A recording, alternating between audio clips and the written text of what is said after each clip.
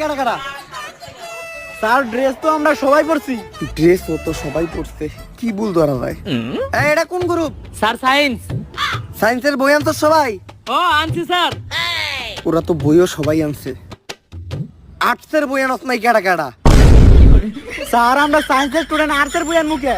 আনবি না কে? একজন প্রকৃত স্টুডেন্টের কাছে প্রত্যেকটা বিভাগের বই থাকে। আনলি না কে আর্টসের বই? আনলি না কে? আমার ক্লাসে বই আনত না, সাহস হয় কেমনে তোকে? তুই আর্টসের বই আনলি না কে?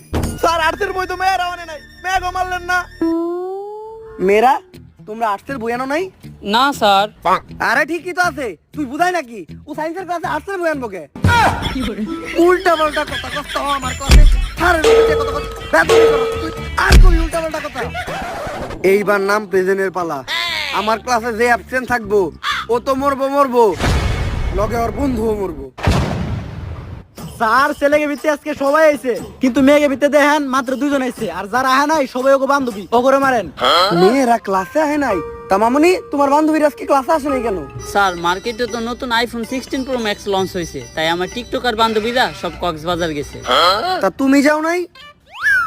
স্যার আমরা তো যাই আইসাও পড়ছি। কক্সবাজার গেলেই কি আইফোন পাওয়া যায়? আমি গেলে আমি পাবো না? স্যার আপনি তো মেয়ে না। স্যার আহে নাই মানে আহে নাই, আপনি নাম প্রেজেন্ট করে ওগরে মারেন। আসলে নাম প্রেজেন্ট করার আজকে আমার কোনো মুড নাই। আর নাম প্রেজেন্ট করলে 10টা মিনিট সময় নষ্ট হইব। সময় নষ্ট করার কোনো দরকার নেই, আমরা ক্লাসে ফিরে যাই। আমি যে বাড়ির কাজ দিয়েছিলাম, বাড়ির কাজ কইরা আনস নাই কেডা কেডা?